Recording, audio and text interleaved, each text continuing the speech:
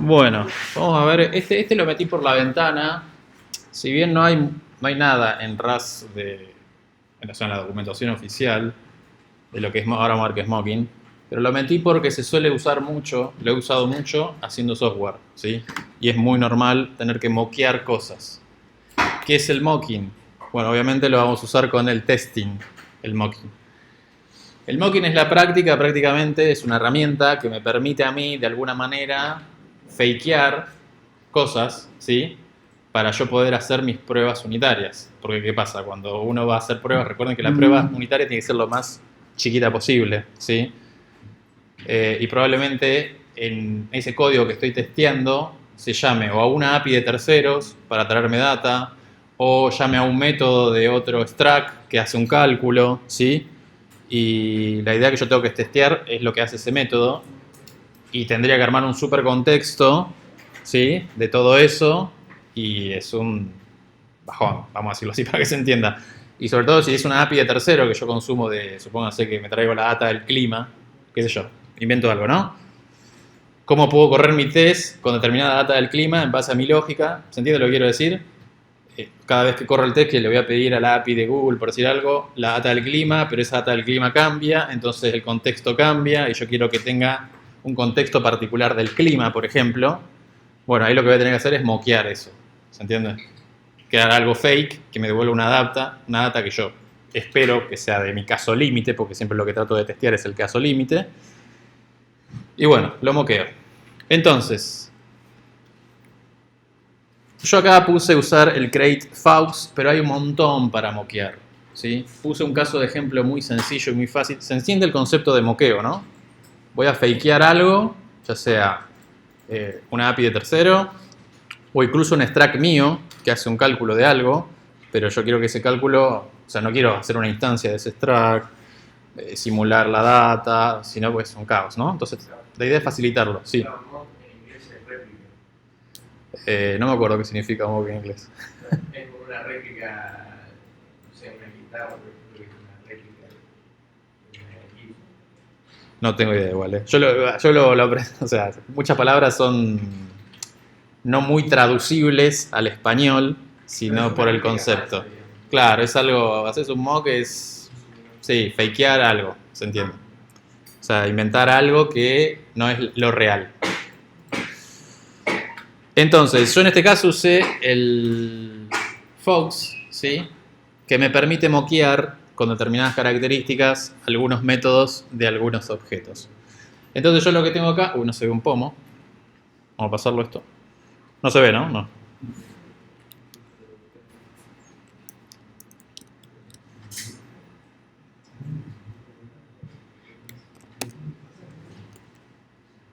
Esto era el main.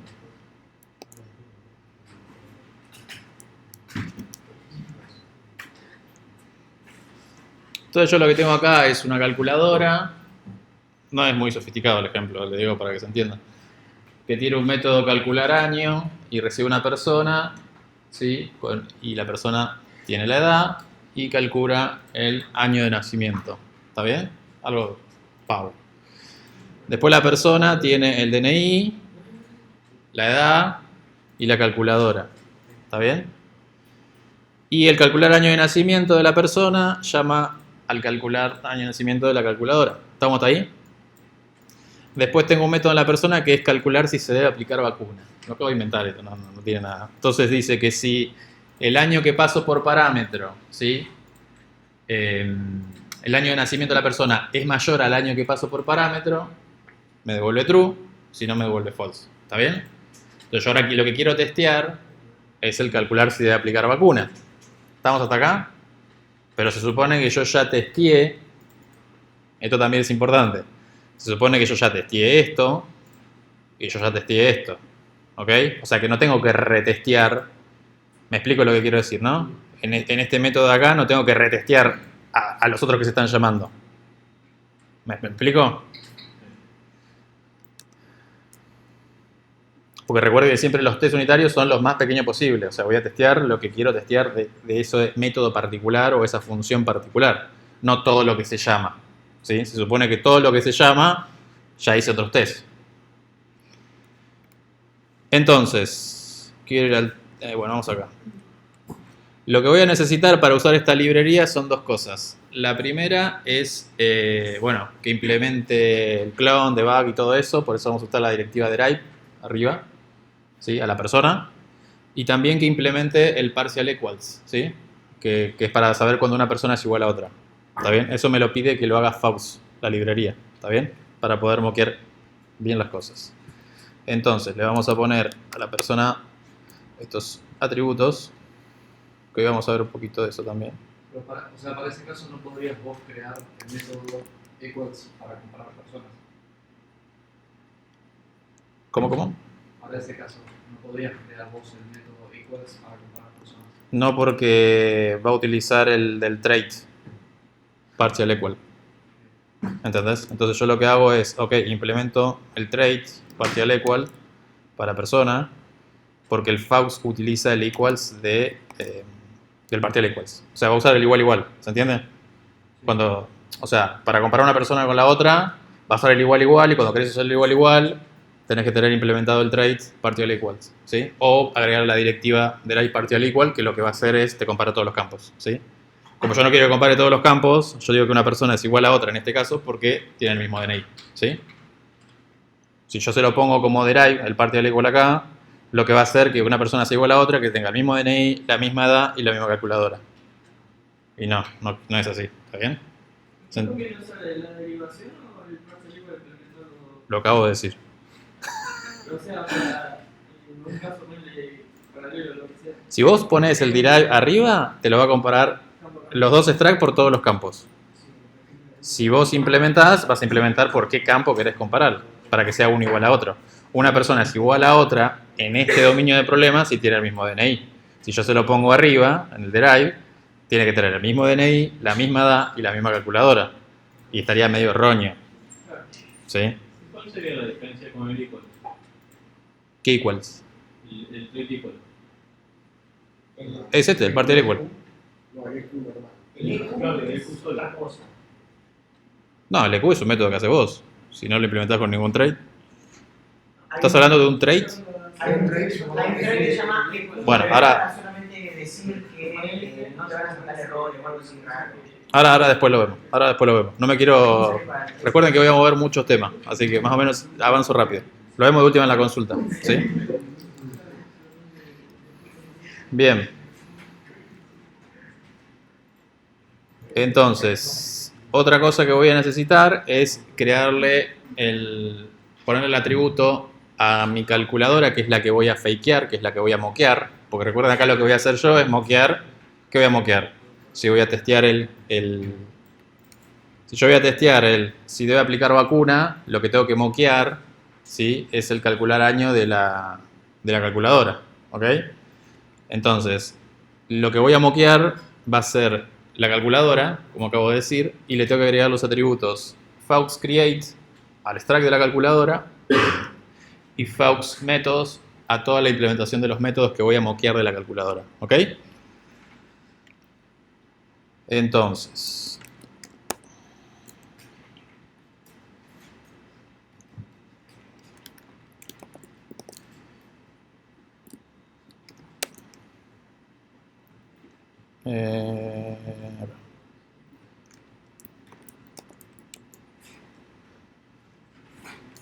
y luego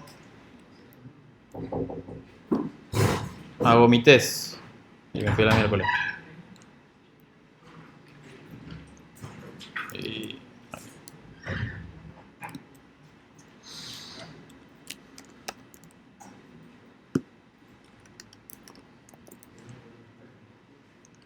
Bien, luego hago mi test. ¿Cómo hago mi test? Bueno, hago el test 1, ¿sí?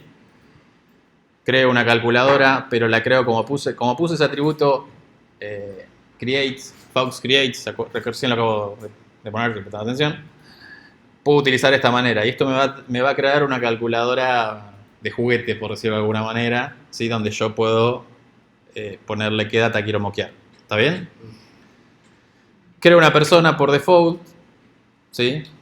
A ver, esto porque le puse en derive le puse la directiva default, ¿sí? Que lo que va a hacer es me va a poner cosas por default, que eso lo pueden buscar, cuál es el default de U8, cuál es el default de I32, y lo mismo me va a crear una calculadora default, y como la calculadora tiene default y tiene un U8, va a crear una calculadora con un 8 por default, ¿sí?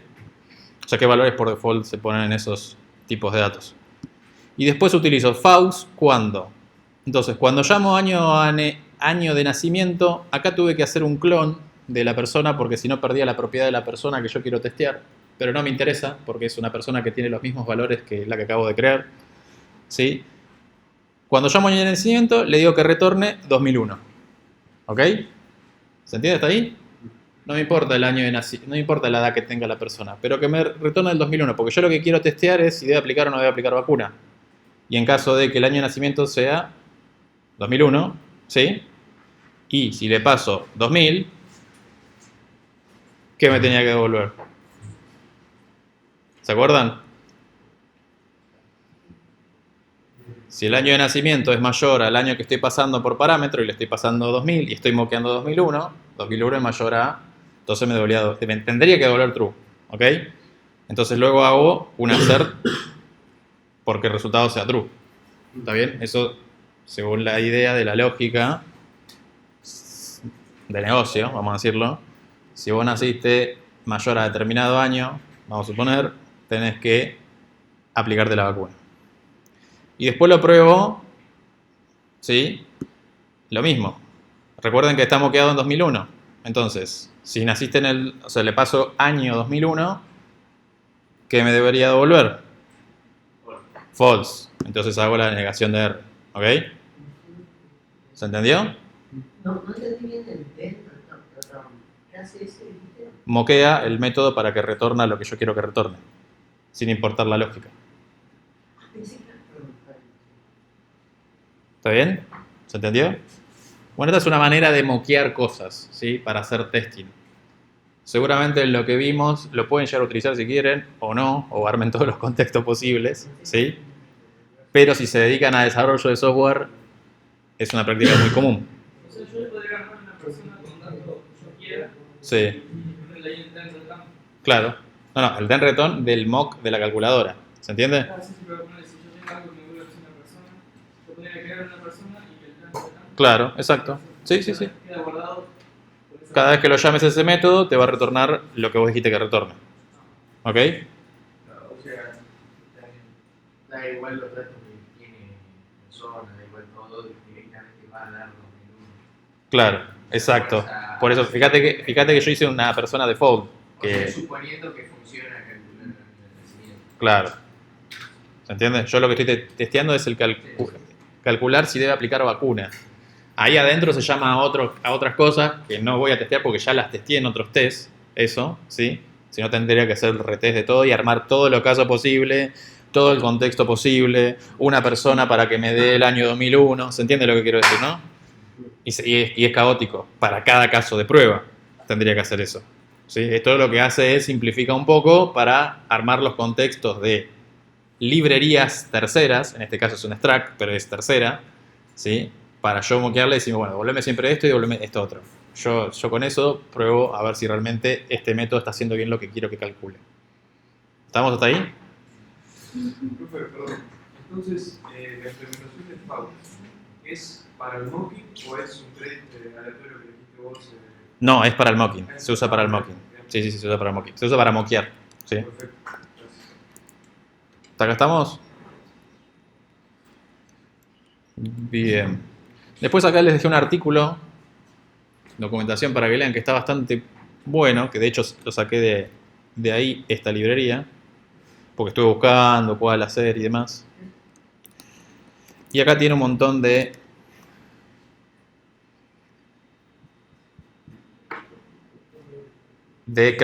crates, perdón, para hacer mocking, ¿ok? Y acá les explica un poco qué es unit testing, qué es mocking unit testing, mocking versus fuck, y bueno. Y acá arranca a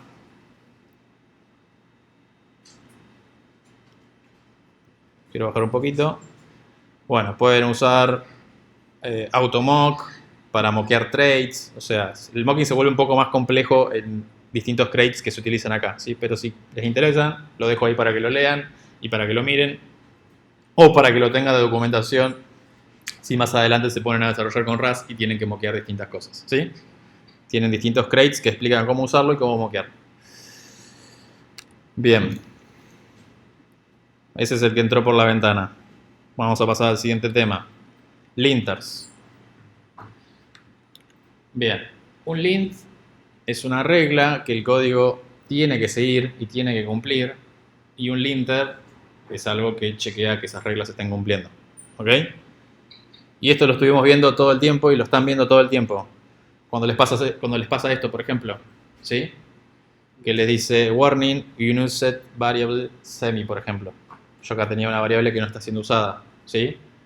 O un montón de otros warnings que le sale. O incluso cuando le salen los danger, ¿sí? Los errores rojos. También hay un montón de lints que no se están cumpliendo y por eso nos da esos avisos, ¿sí?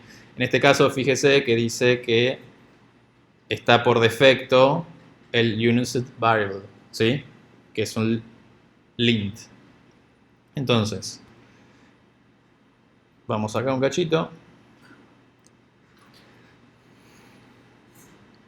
Acá nos explica lo que acabo de decir, ¿sí? Pero lo que me interesa es que veamos un poco lo siguiente. Los lints tienen distintos niveles, ¿sí? Obviamente tenemos el allow, o sea, lo que está permitido, el one, el force one, el deny, el for by d, ¿sí? Y a su vez están agrupados. Por ejemplo, el grupo de warnings, que es, bueno, el que hagamos recién es uno que está agrupado ahí. Tenemos el grupo de Future Incompatible, Lender Score y demás. O sea, es decir, tenemos reglas que están agrupadas, ¿sí? Y esas reglas son chequeadas. Y si no se cumplen, nos tiran los avisos. ¿Se entiende hasta ahí? Y acá tenemos el listado de todos los links, o sea, de todas las reglas que se chequean. Por ejemplo,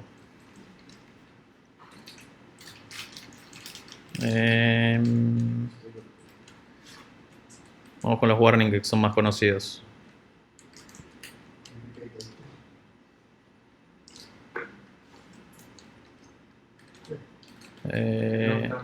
Bueno, claro, este. Non-camel case, este le habrá salido seguramente a unos cuantos, ¿no es cierto? Bueno, es un link.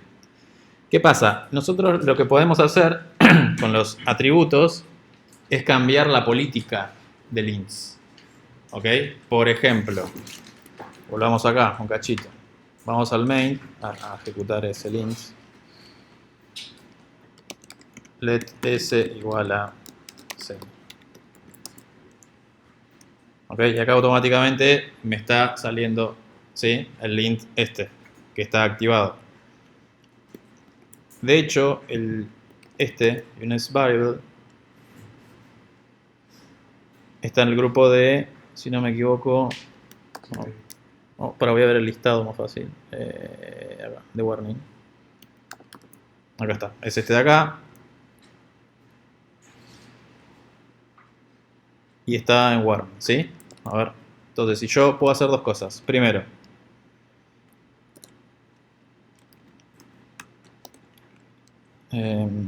esto era, puedo hacer una low. ¿Cómo era que se llamaba? Vamos a ponerlo tal cual. Y automáticamente me dejó de molestar, ¿ok? ¿Está bien? Porque lo permito, ¿ok? Aunque esto realmente no lo querríamos hacer, No, pero yo se lo comento porque se puede hacer. Se puede hacer, pero O no al se revés, puede. está en warning y yo digo, no. Si hay algo que no estoy usando, no me deje siquiera compilarlo. Entonces lo pongo en denied. Entonces si hago denied, fíjense, ya me salta rojo acá, ¿ok? Y no me va a dejar compilarlo, ¿ok? Entonces fíjense que ustedes pueden ir cambiando los linters que les interesan y que son importantes a distintos, agruparlos o denegarlos o permitirlos, ¿sí? Y demás. ¿Hasta acá estamos con esto? Bien, después otra cosa que está muy interesante es Clippy. Clippy también es un linter, ¿sí? que está disponible y está instalado y lo podemos usar. Si no lo llegan a tener instalado, que deberían, porque por default cuando instalan RAS se instala, lo pueden hacer con el comando que les dejé abajo, que es rasap component at clippy. Pero seguramente si hacen cargo clippy, lo tienen, ¿sí? Y lo que quiero hacer, bueno, primero vamos a hacer un cargo clippy.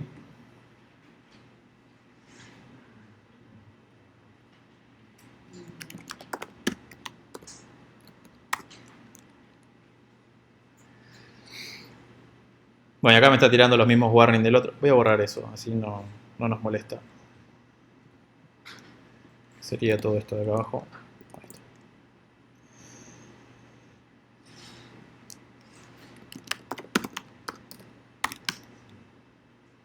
Bien, acá me está tirando lo mismo. Si quiero lo puedo arreglar de esa manera, pero supóngase que tengo esto así. Vamos a hacerlo así más fácil. Y está todo bien, ¿sí? Vamos a poner este código, a ver qué nos dice Clippy. O sea, si yo tiro este código acá. Este código lo voy a mostrar brevemente ahí. Tiki. Valor 10, si valor es mayor a 10, hace algo con valor. Vamos a ponerlo con 10. Si no, ¿hay algo raro en este código? No se conoce truco. ¿Eh? Sí, O sea, que siempre va a ser igual al 100. No, a ver. Nunca llega al segundo. No, olvídense de eso, olvídense de la lógica. Me refiero al formato del código. Bueno, si tiro cargo build, Que puede ser el está todo bien. No me salta ningún warning ni nada, ¿no? Si hago cargo build. ¿Está bien? Es un excelente sí.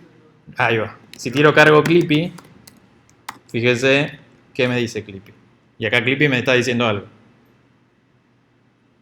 Justamente me está diciendo eso. Me dice, che, fíjate acá, ¿por qué estás poniéndolo de esta manera? ¿Por qué no haces un else if?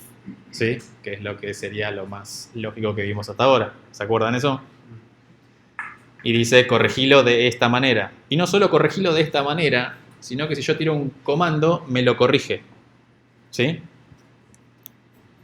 Entonces, cargo Clippy, fixéamelo. Y esto lo tenía que correr porque yo tenía un problemita. Ahí está, con este.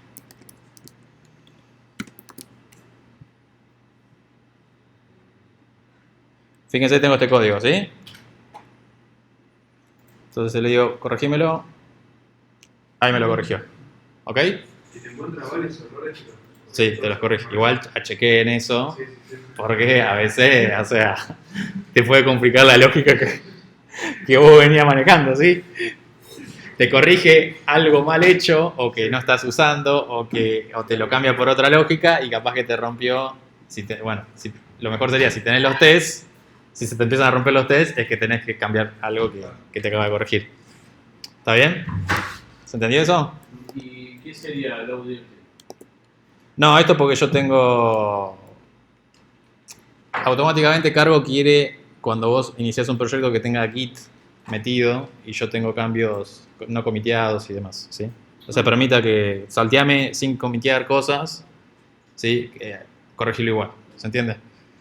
Quiere que lo comitee a Git y no lo voy a hacer. Eso sería. ¿Qué conveniente usarlo?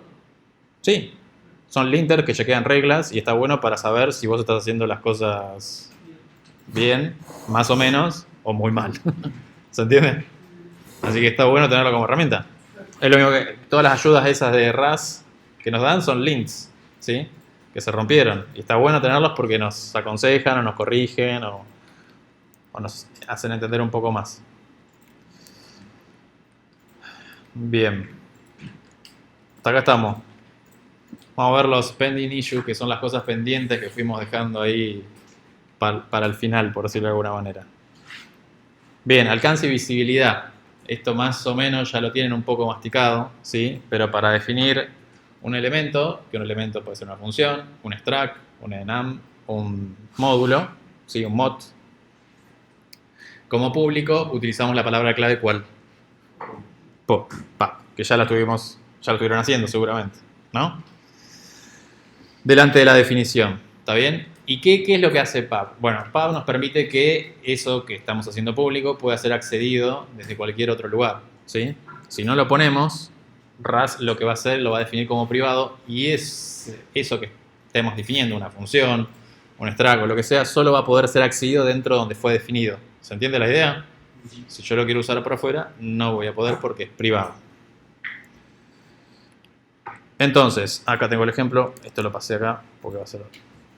Fíjense, acá tengo un ejemplo RS que tengo un módulo lo declaramos con la palabra clave mod, ¿ok? Que esto ya más o menos lo estuvieron usando. Yo puedo declarar simplemente con la definición o ponerlo en un scope entre llaves. ¿Está bien?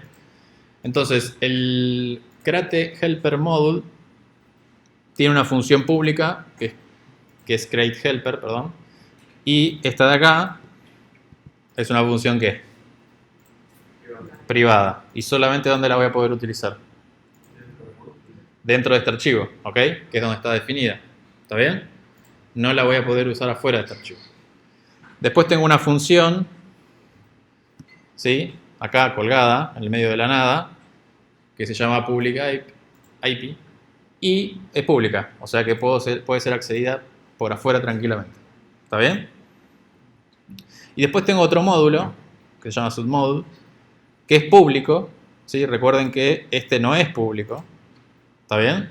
El que acabo de definir acá arriba, o sea que solo puedo usarlo acá adentro, no lo puedo usar afuera. Este sí lo puedo usar afuera, pero fíjense que este usa adentro el módulo que acabo de definir acá arriba. ¿Está bien? ¿Se entiende? Porque está permitido, porque está definido en el mismo archivo. ¿Ok? ¿Me van siguiendo? Se vuelve la función que era pública en el módulo, se puede usar en su módulo. Sí. Después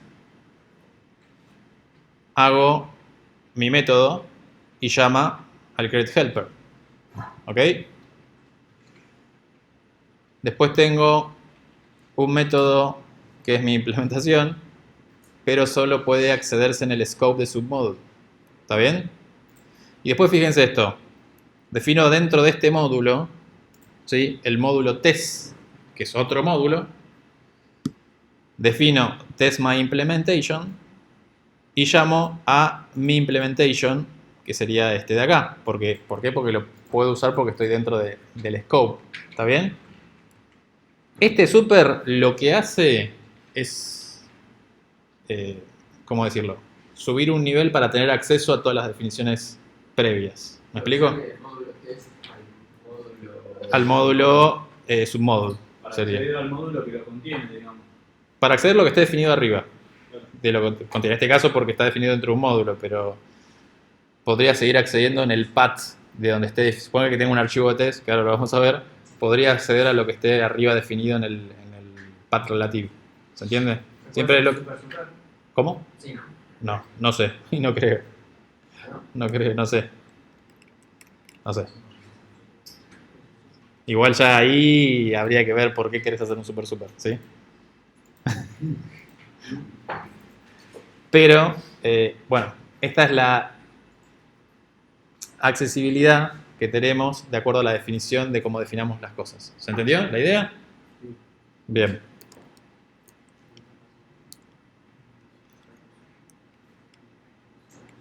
Pues esto es lo mismo. Bueno, ¿hasta acá estamos? Ahora vamos a ver cómo modularizar encargo, cómo ordenar mejor las cosas. Supónganse, y acá metí varias cosas. El TP5 es un módulo, ¿sí? Que tiene en cada RS, o sea, es un directorio que tiene en cada RS, va a tener distintas definiciones de módulos que acabamos de ver, ¿sí? Y tengo el lib.rs y el main.rs. Y no solo eso, sino que tengo un directorio de tests, ¿sí? Donde voy a definir mis tests. Esta es una manera, no quiere decir que lo hagan así, ¿ok? Pero es como reordenar un poco más el código y no solo eso, sino para hacer nuestro propio crate, que ahora lo vamos a ver. Nuestro propio crate para subirlo a crates.io, ¿sí? ¿Se acuerdan que yo les dije que ustedes si quieren pueden hacer un crate, subirlo y lo usan? ¿Sí? Entonces, ahora vamos con eso. ¿Cómo ordenamos esto? Este lo vamos a cerrar, este lo vamos a cerrar y este lo vamos a cerrar. Y este lo vamos a cerrar. Entonces, yo acá puse todas cosas medias vacías, pero para que se entienda. En E1 definí el extract persona simplemente. ¿Sí? Estoy dentro del directorio TP5 que está dentro del directorio SRC. ¿Está bien? Tengo E1 que tiene el extract persona definido ahí, para que yo lo pueda utilizar donde quiera, sería la idea, ¿sí? Para no tener que redefinirlo. Y en el E2.rs tengo el extract persona, fíjense, acá está lo del super. Nicolás, acá está, porque después me decís, ¿cómo era? ¿Qué pasó? Vamos por acá, ¿sí? Fíjense que acá el vehículo tiene un conductor, ¿sí? Que es una persona, y yo quiero usar el extract persona que definí en E1, ¿ok? Entonces, ¿cómo hago? Hago un super para subir un nivel y para poder acceder a E1 y me traigo la persona. ¿Se entiende? Acá está lo que le decías recién, que yo puedo, no solamente el super va dentro del módulo, sino también dentro del path relativo donde esté parado, ¿ok? Y después sí o sí, como esto va a ser un módulo para que yo incluso afuera del módulo, el módulo lo pueda usar, tendría que definir el archivo mod.rs, ¿sí? Y poner públicos tanto E1 como E2, ¿se entiende? Para que desde afuera, es decir, si hago TP6, supónganse, con la misma estructura, pueda utilizar lo que está definido en esos módulos. ¿Me van siguiendo? Es como que hago público ese módulo y para que Cargo y RAS lo entiendan, que es un módulo, el TP5 en sí, con todos los módulos definidos que tiene adentro, le tengo que definir el archivo mod.rs. ¿Ok? Esa es la manera. ¿Hasta acá estamos? Y ahí no ponías nada más que eso. Claro, ahí lo que quiero hacer público para que se utilice fuera de TP5. O sea, se usa como llamador para todo el otro, ¿no? Claro, como para indicarle que TP5 es un módulo y lo que esté ahí definido es lo que se puede utilizar externamente. ¿Ok? Vamos al test. El test define una carpeta test, ¿sí? Fíjense que test está definido, en este caso, afuera del SRC, del source, ¿sí? ¿Y cómo llamo a todo lo que acabo de definir? Bueno, use, nombre del proyecto, módulo, submódulo, hasta llegar al extract que quiero utilizar. ¿Ok? Todo el path completo. ¿Se entiende? Lo mismo con vehículo. Y acá el test no hace nada, simplemente creo y tiro una estructura adrede. ¿Ok? ¿Hasta acá estamos? Entonces, si yo quiero correr esto, una cosita más, que es el lib, acá definí un lib rs, que el lib rs justamente uso el mod TP5, uso la persona y hago una función de nuevo vehículo que retorna un vehículo con un vehículo y una persona, ¿sí? No hay mucho más. Y el main, bueno, el main quedaría vacío en este caso, ¿sí? No. Cuando uno hace una lib no tiene main rs, ¿está bien? Entonces, lo que quería que veamos era que si corro los tests,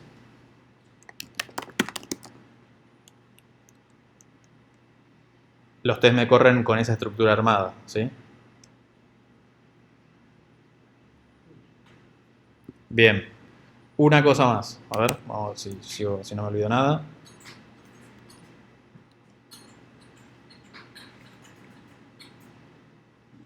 Bien, perfecto. Fíjense que en lib, que es donde voy a definir el uso de la librería que estoy haciendo. Esto lo inventé y es medio ficticio, no tiene mucho sentido, ¿no? Pero uno va a documentar. De hecho, el doc es un lint también, ¿sí? Que uno podría poner, si no está documentado, que no compile, por ejemplo, también, ¿sí?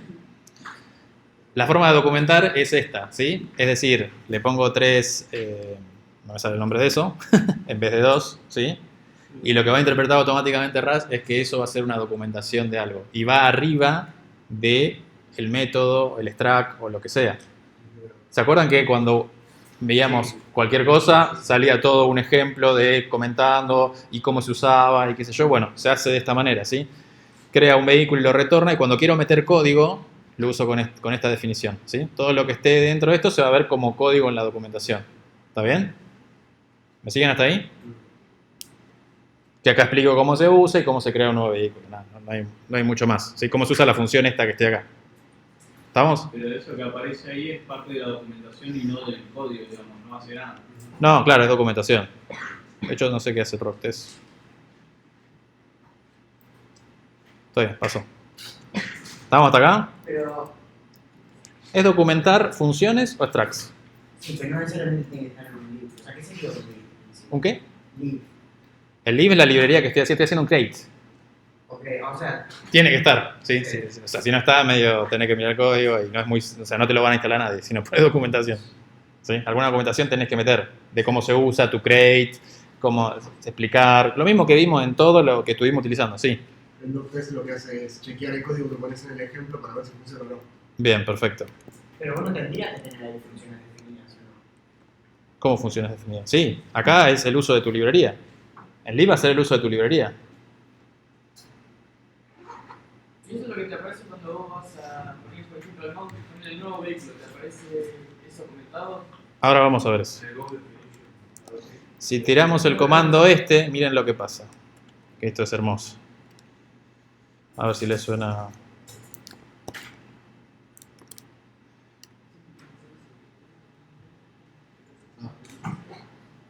No, ahora vamos a instalar un montón de cosas, va a preparar la lib y demás.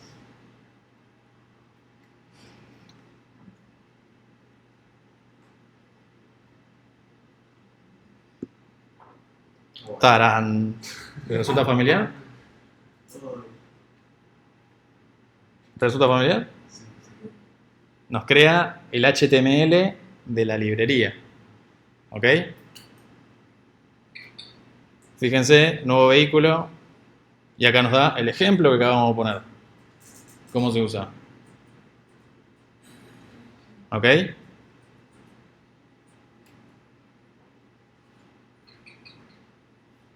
¿Estamos? Es mágico, ¿o no? Bien, esto para hacer nuestro propio crate y poder subirlo. Obviamente lo vamos a comentar, vamos a explicar cómo se usa, ¿sí? Y demás. Y después si lo queremos subir, que acá nos explica un poco cómo hacerlo, que no lo voy a hacer ahora. Ahí no lo había subido todavía. No, ahí me generó un HTML de la documentación localmente, para yo chequear a ver cómo se ve y todo. Es todo local el HTML ese. Es un HTML local que me generó con esos comentarios pequeños que hice, ¿sí? Lo que tendría que hacer para subirlo es primero crearme una cuenta aquí, que no sé si estoy logueado, no estoy logueado, me tendría que loguear con GitHub, crearme una cuenta, ¿sí? Y después para publicarlo creo que era el comando que lo vamos a leer acá rápidamente, publish, si mal no recuerdo. Cargo publish. Si está todo ok, yo tengo mi cuenta logueada y hago cargo publish, debería publicármelo. Ahí se tienen que hacer una cuenta, les va a generar un código. Cuando hacen el cargo publish por primera vez acá, les genera un hash, lo ponen y ahí asocian automáticamente con la cuenta.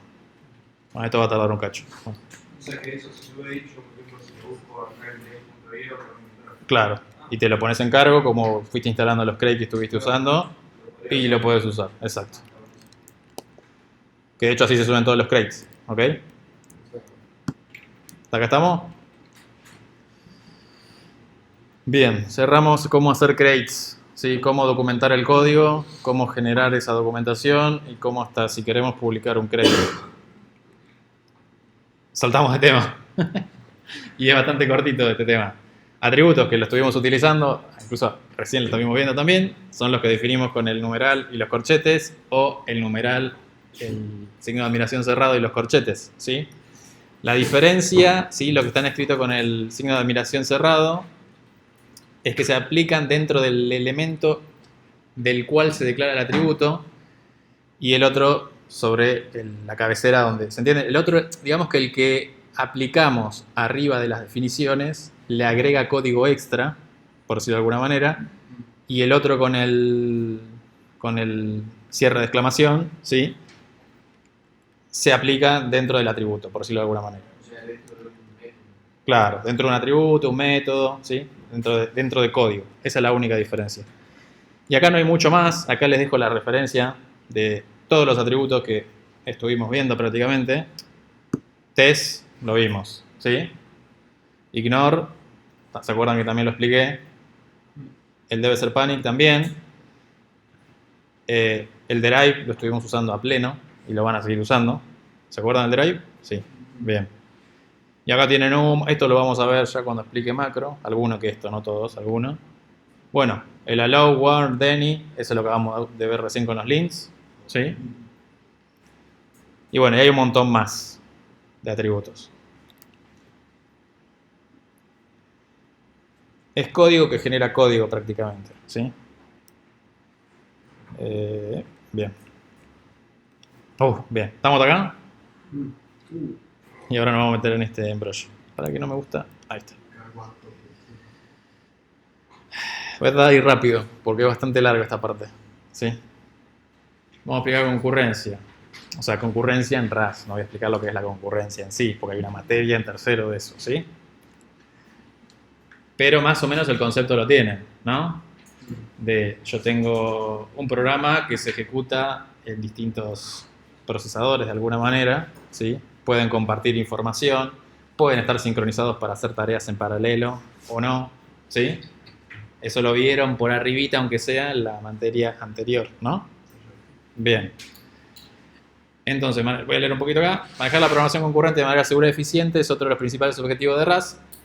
Tanto la programación concurrente, donde diferentes partes de un programa se ejecutan de forma independiente, y la programación paralela, donde diferentes partes de un programa se ejecutan al mismo tiempo, son cada vez más importantes a medida que más computadoras aprovechan sus múltiples procesadores. ¿Sí? ¿Se entiende esto, no? Bien. ¿Cómo hacemos concurrencia en RAS? Bueno, la primera es creando hilos. ¿Se entiende lo que es un hilo?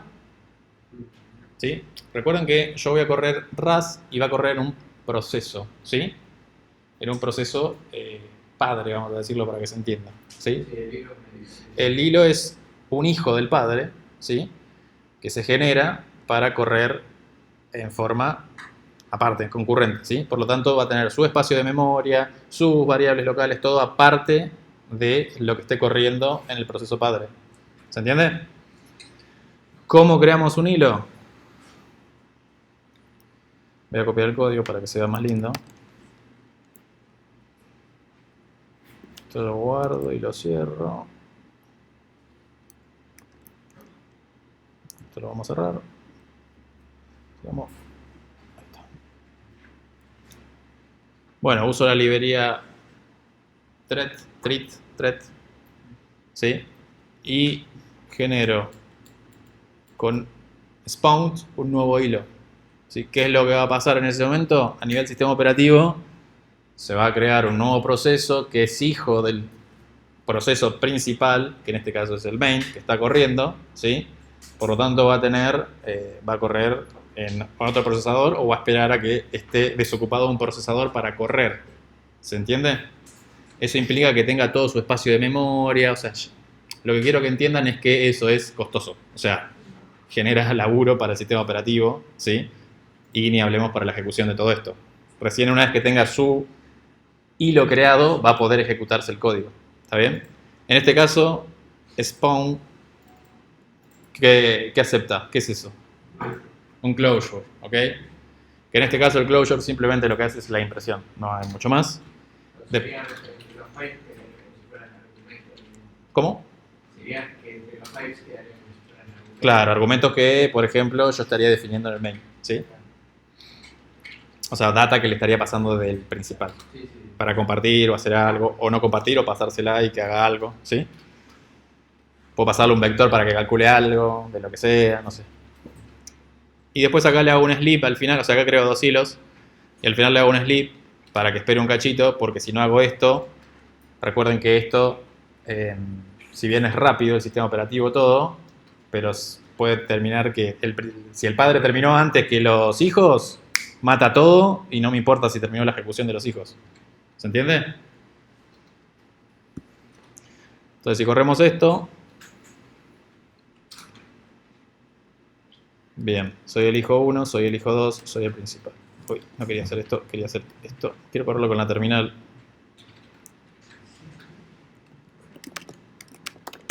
A ver si se ejecutan en distinto orden en algún momento.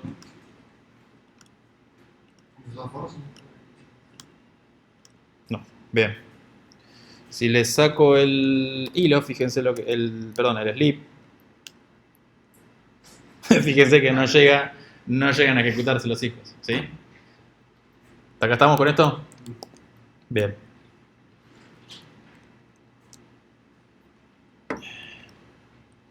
Vos pusiste espere 500 milisegundos. ¿Se puede decir que espere a que termine cierto hilo? Acá vamos a eso. A él le encanta llegar. Debe ser difícil mirar una peli como vos. Sos el que está. Che, no, pero para mí ahora el personaje le va. Lo peor es que es verdad, lo peor es que es así. Ah, ¿viste? O una serie ni hablemos. El primero sin querer. Bien. Vamos a este ejemplito. ¿Copié todo? Sí, copié todo. Vamos a hacer así. Entonces,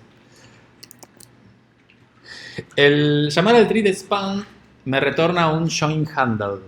¿Sí? El join handle me va a servir para decir, ok, ejecutate y hasta que no termine de ejecutarte, me quedo esperando. ¿Se entiende? O sea, como que lo espera. Y ahí está lo que vos decías. Para poder esperarlo, hacemos un join, ¿sí? Sobre el handle que retorna la creación del hilo. ¿Está bien?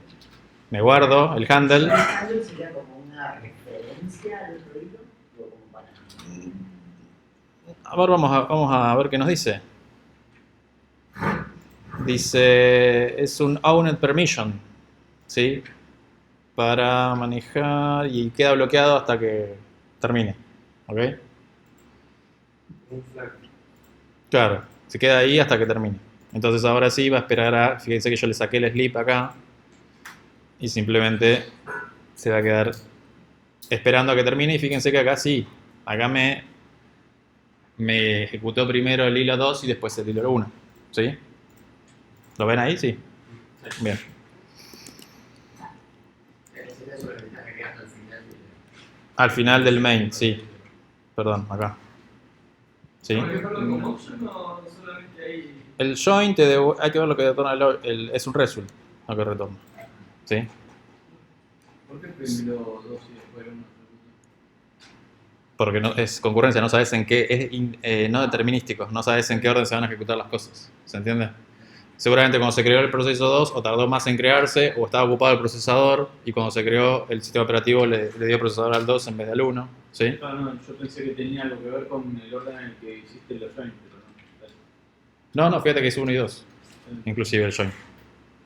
No, es no determinístico. Acuérdate, todo lo que es concurrencia es no determinístico. O sea, no podés saber en qué orden se van a ejecutar las cosas. O sea, si el 2 termina primero que el 1, el handle 1.join va a esperar a que termine el 1 y después no va a esperar más porque el 2 ya terminó. Claro. Sí, sí. O sea, este se queda esperando, pero puede que, o sea, independientemente de la ejecución, Sí. es distinta a la espera. ¿Se entiende, no? Y el print es el principal, también da igual si está antes o después. Sí, también. No, el print, a ver, bueno, no me fijé el print. Por ahí lo.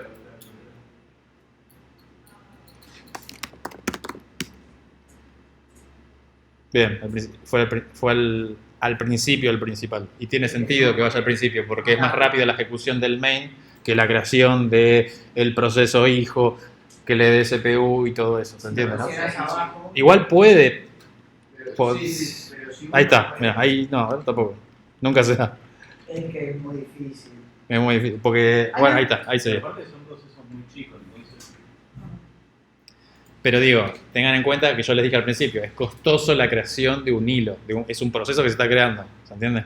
Y qué se ejecuta primero o después son un montón de factores, no solo cómo está el sistema operativo cargado, qué tareas estén haciendo, si están ocupados o no los procesadores que se están haciendo utilizados, ¿sí? Y la política de schedule de cómo maneja el sistema operativo los procesos, o sea, son un montón de variables que no podés determinarlas en qué orden se van a ejecutar. ¿Sí? Entonces es como en el R-Info, el robot principal, digamos, viene a ser el procesador principal que siempre está manejando los tiempos, digamos. Siempre está A mí me mataste, no sé. Yo la hice cuando estaba Visual Da Vinci, así que me está matando con el R-Info. Tenías varios robotcitos y había uno que le decía todo, bueno, ahora hacé lo tuyo, y el otro hacía lo tuyo en paralelo. Pero después decía, ahora mandame un mensaje, y se queda esperando todo el proceso principal. Ahora lo vamos a ver eso también. Vamos a ver envío de mensajes también entre hilos. Bien, vamos a compartir data entre hilos. Pero ¿qué pasa? Esto no lo voy a poner para no perder. ¿Se ve de ahí? No se ve nada, ¿no? ¿No? Bueno. Porque esto es un error.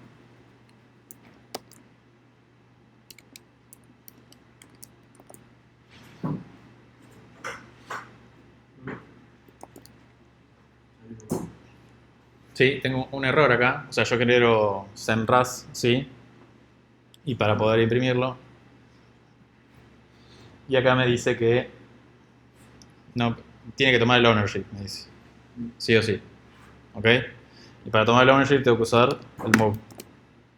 Pero ¿qué pasa? Si toma el ownership el hilo 1, el hilo 2 no puede usarlo. ¿Se entiende? Porque acá, en esta línea, este hilo se apropió de data. Cuando lo quiero usar acá, en el main, tengo el hilo 1, perdón, un solo hilo. Data ya le pasó la propiedad y no la puedo reutilizar. ¿Ok? Entonces, ¿cómo solucionamos esto?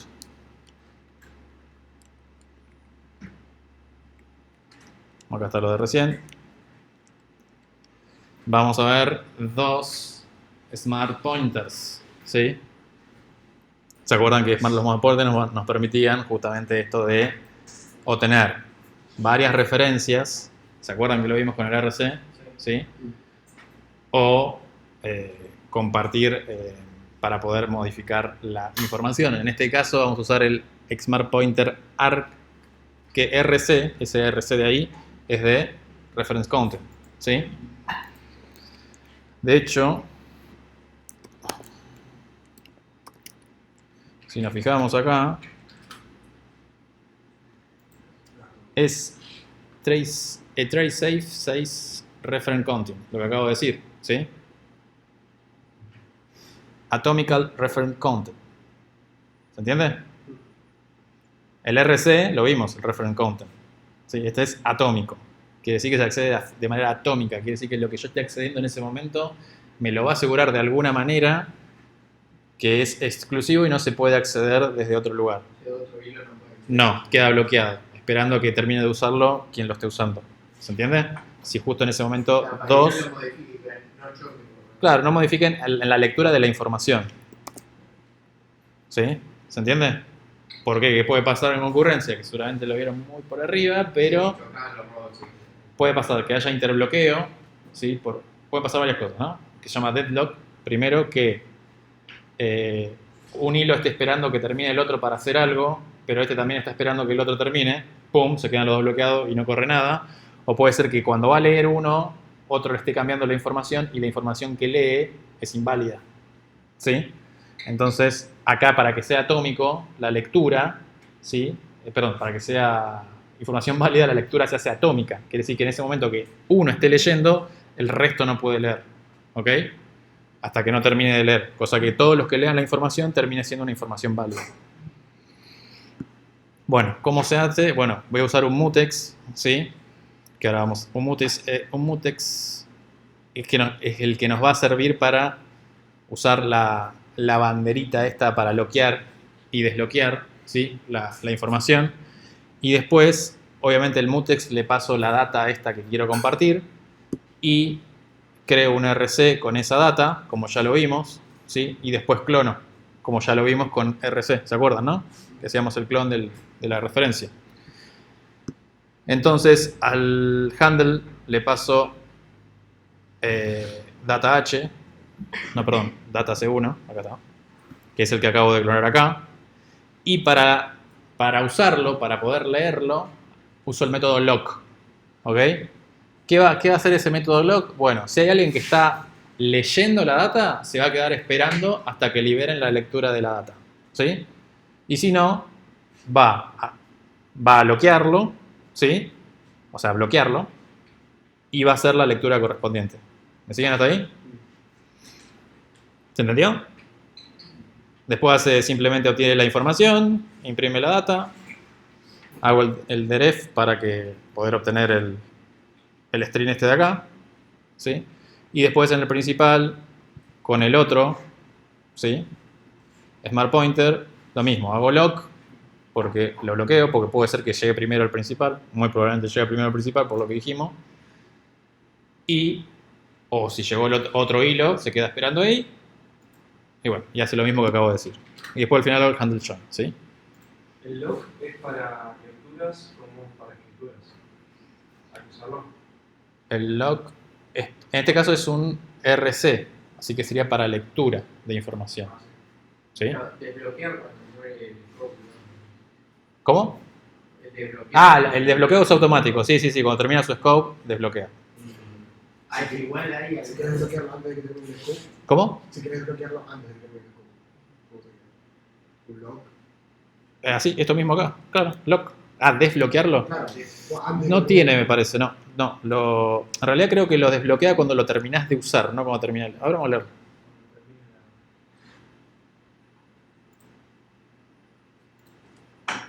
Como termina el scope. Sí. Bueno. El unlock no estaba. Yo también lo busqué, eso para hacerlo a mano. Pero no tiene el unlock. En todo caso puedes hacer un scope. Claro, haces un Y scope, después en todo exacto. caso lo volvés a leer. Exacto. Sería algo así, ponele.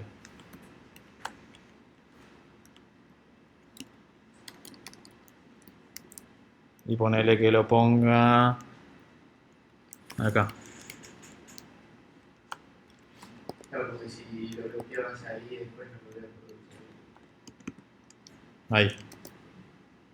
¿Estamos? Bien. Todavía falta, ¿eh? Bien, acá...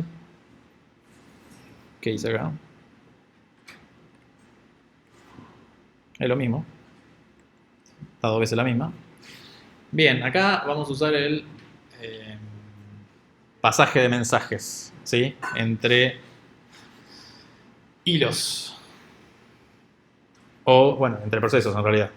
¿Sí? Vamos a usar la librería esta que se llama el crate, perdón, que se llama MPSC. No quise hacer esto. Ahí está. Que el MPSC es un multiproducer single consumer. ¿Sí? Y tiene FIFO, o sea, simplemente tenés muchos que producen mensajes, sería, y uno que consume los mensajes que se van produciendo. ¿Ok? La idea acá sería que los hilos produzcan mensajes, por ejemplo. ¿Cómo? Claro, por ejemplo. Que en ese caso el ejemplo este hace eso, ¿no? Creo un canal, ¿sí? Se podría hacer para hacer chat, por ejemplo. ¿Sí? Para hacer un chat usarías algo parecido así. Crea un thread, ¿sí? Que crea una data a este thread y manda el mensaje. ¿Está bien? Cuando creo el channel me devuelve un TX y un RX. Que bueno, ahí lo está diciendo, ¿no? El TX va a ser el sender y el RX va a ser el receiver. ¿Ok? Si quisiera tener varios sender, porque recuerden que es multiproductor, o sea, si es múltiple productor tendría que tener más sender, ¿no? Haría un clon de TX. ¿Ok? No sé si, creo que el ejemplo que sigue está. Después me quedo esperando acá el handle. Y después esto lo puse adrede. El rep se queda esperando hasta recibir el mensaje. Creo que esto no debería ser necesario. ¿Se entiende, no? Acá me quedó el RX, que es el que recibe el mensaje. Y se va a quedar esperando hasta recibir el mensaje. ¿Está bien? Si vos tenés varios hilos, entonces tenés que crear varios channels. Uno por cada hilo, ¿no? ¿Cómo? Si vos tenés varios hilos, tendrías que crear un channel por cada hilo. No, el canal sería uno solo. ¿Sí? Lo que crearías son varios sender. Que eso lo haces clonándolo. Claro. ¿Se entiende?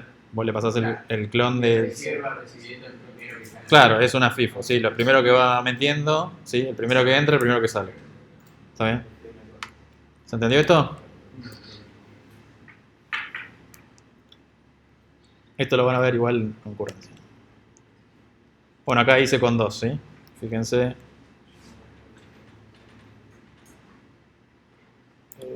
Ahí.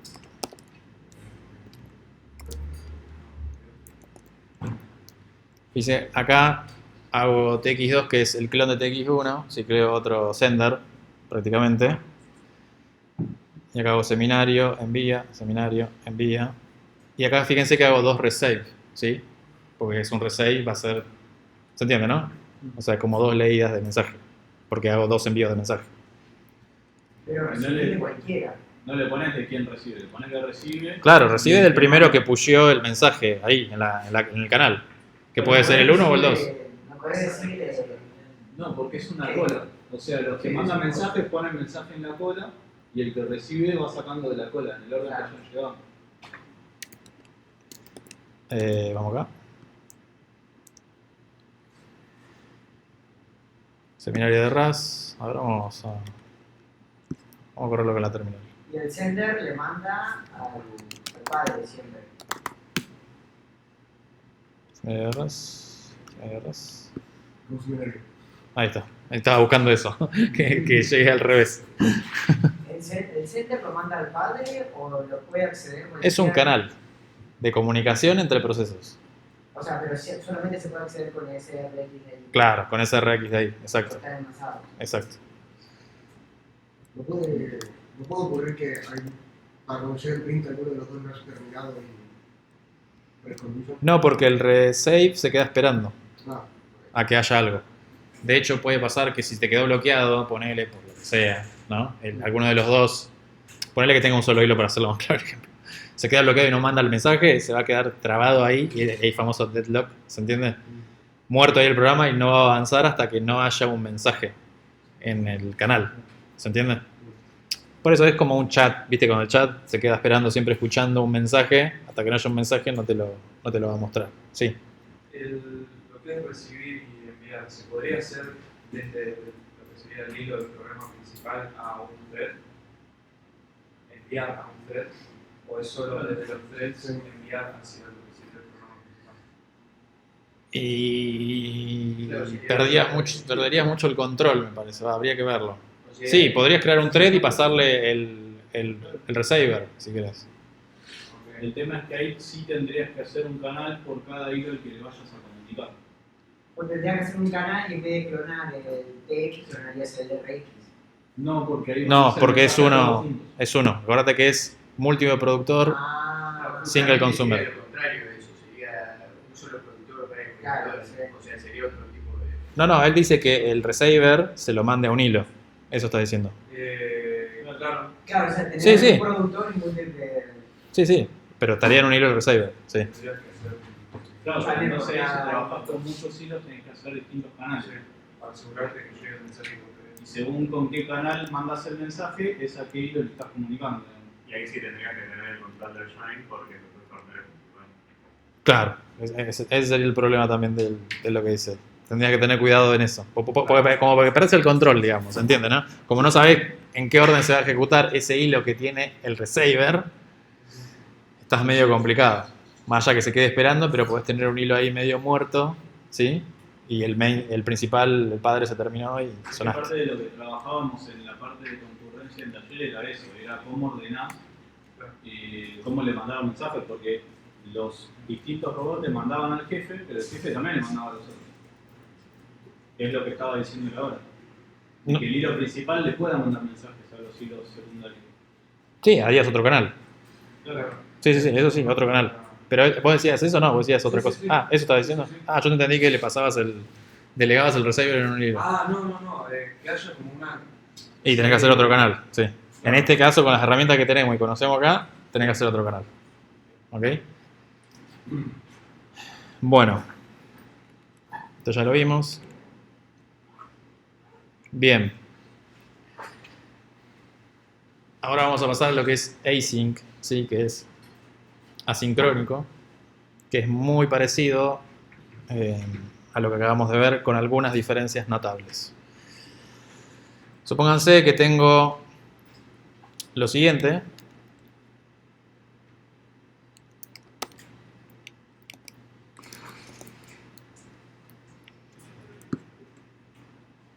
No sé cómo empieza el ejemplo, creo que lo toqué bastante este ejemplo encima.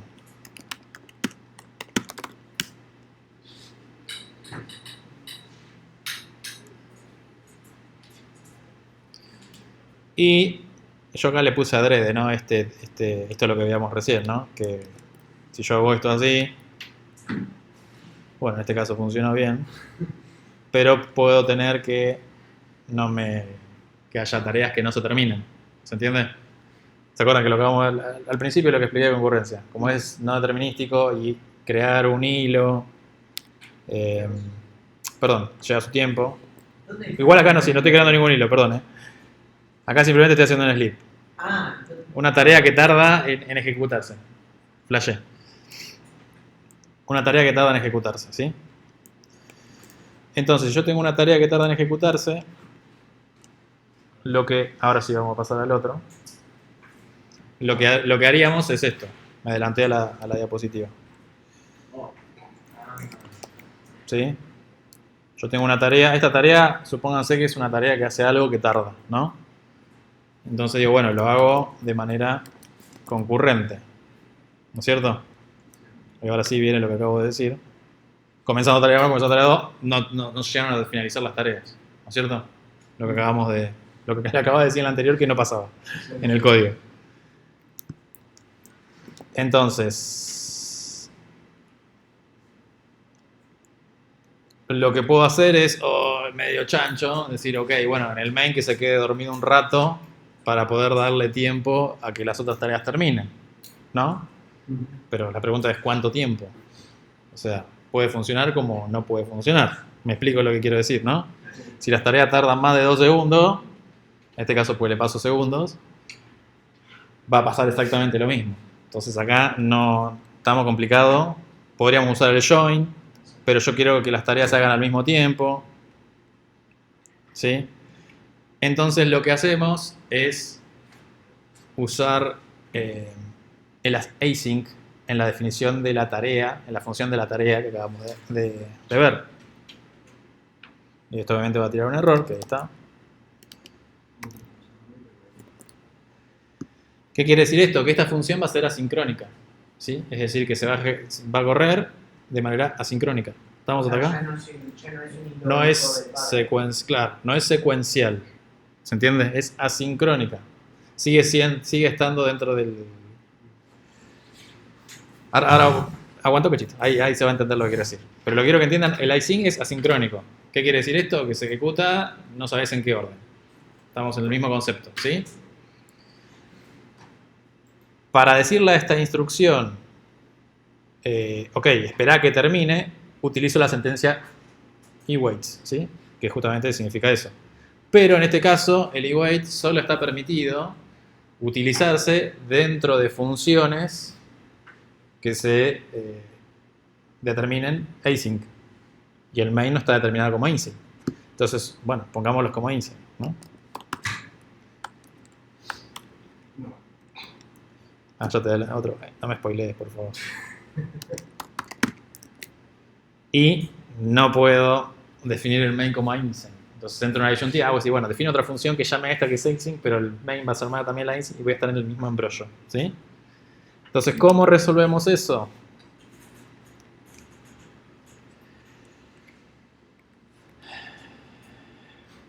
Utilizando async runtimes, ¿sí?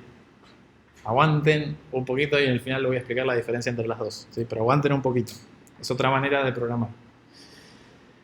Obviamente utilizando crates, ¿sí? Y los que estuve investigando y los que más usados son estos tres. Tokio, es el más usado por todos, el más conocido por la comunidad y el que más marketing tiene y toda la bola. Async Standard y Small. ¿Ok? ¿Qué nos permite esto? Bueno, nos permite crear un lugar donde podamos ejecutar estos async, ¿sí? Dentro del espacio de memoria. Entonces, ¿cómo usamos Tokio? Obviamente instalamos el crate. Ahí en los links dejé cómo instalarlos cada uno, ¿sí? Y al main le ponemos el atributo Tokio main, y ahora sí al main lo podemos, definir como async. Voy a copiar tal cual para... Y ahora no hay problema, ¿sí? Puedo ejecutar esto.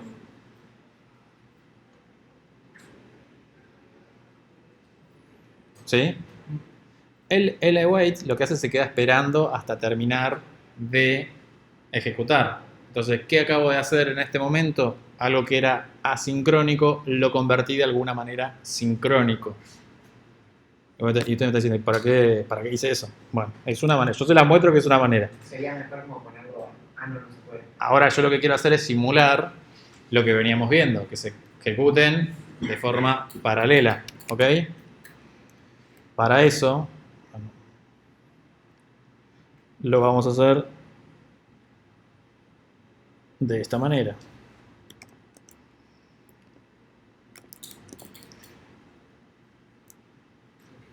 ¿Sí? Acá saqué el for para hacerlo más simple para que se entienda, y aparte porque lo necesito. ¿No se puede hacer con el for? Sí. Para que sea más fácil lo hice nada más. Tendría que definir un arreglo para pushear todos los futuros, ¿sí? Y después hacer un join de todos los futuros. Entonces, fíjense que acá esta tarea, que es un async, ¿sí? Me retorna un futuro, ¿sí? Un futuro es, claro, una especie de algo que me dice que va a terminar sucediendo, bueno, algo del futuro, ¿sí? Por decirlo de alguna manera. Y lo mismo esto, ¿sí? Y me retorna una implementación del trait future, ¿sí? Si quieren ahí se pueden meter y ver, bueno, esta documentación que me muestra es generada con lo que vimos en cómo generar la documentación, ¿sí? Y luego, para que se ejecuten, así, corran, ¿sí? Les hago un join, ¿está bien? Y entonces ahí sí, no sé en qué orden se van a ejecutar las tareas, ¿sí?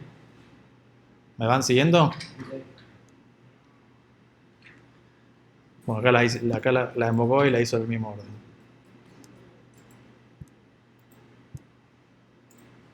La diferencia entre async y threads, ¿sí?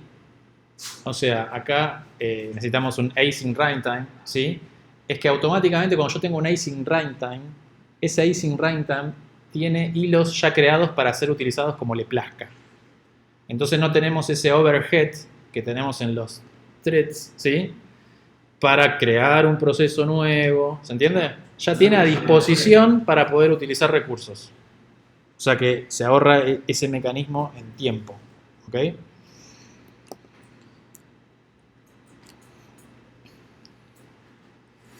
Y ahí está. Bueno, acá está cómo hacerlo, que no lo voy a correr, así vamos redondeando el tema. Cómo hacerlo con async standard, lo mismo. Se usa el task, ¿sí? Importo task, block on, lo mismo, y esto lo que va a hacer es que sea de manera secuencial, ¿sí? O sea, el block on se va a quedar esperando hasta que termine. Y después si lo quiero hacer de manera, lo que acabamos de ver, no, esta tampoco es, no la puse, sí, es esta, perdón. Uso un vector, hago un for, y a la task le digo spawn, ¿sí? Y acá le hago un block on a cada una de ellas para que corran todas, ¿sí? Bla, bla, bla, que empiecen a correr todas, ¿sí? Acá no sé en qué orden se van a ejecutar, lo mismo, ¿sí? Pueden que sean en el orden que le hago el block on, o pueden que sean en el orden que el async runtime en realidad me va a manejar cómo ejecutar las tareas. Acá hago lo mismo con small, ¿sí? Que es el otro tercer crate. Hago un block on, que es lo mismo. O la manera de usarlo, por lo que vi, es usar un executor. Esto lo vuelvo sincrónico, ¿sí? Es secuencial, lo que es asincrónico. Acá lo que quiero es que se ejecuten asincrónicamente todas las tareas. ¿Está bien? Entonces, al executor le digo spawn, le paso la tarea y después uso el block on de future y le paso el execute run como parámetro.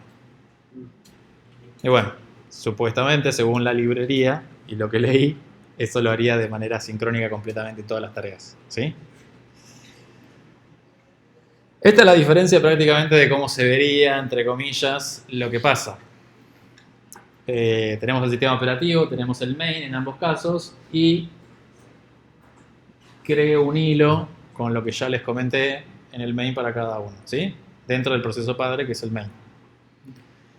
Acá tengo un async runtime, ¿sí? Que es el que administra directamente los hilos y cómo encargarlos. El async runtime tiene a disposición ya hilos creados para ser utilizados. ¿Se entiende? Entonces lleva menos tiempo que en threads. ¿Estamos hasta acá? ¿Y cuándo uso uno y cuándo uso el otro? Bueno, si tengo un número pequeño de tareas y tengo que hacer muchos cálculos, ¿sí? Tengo que calcular muchas cosas, uso threads. ¿Ok? Ahora, si tengo muchas tareas y hacen todas operaciones de entrada-salida, leo archivos, ¿sí? Base de datos o descargo cosas, uso async. ¿Se entiende? Porque recuerden que lo de thread está más enfocado a cómputo y lo de async está más enfocado a tareas. ¿Se entiende? Bien, y acá terminamos.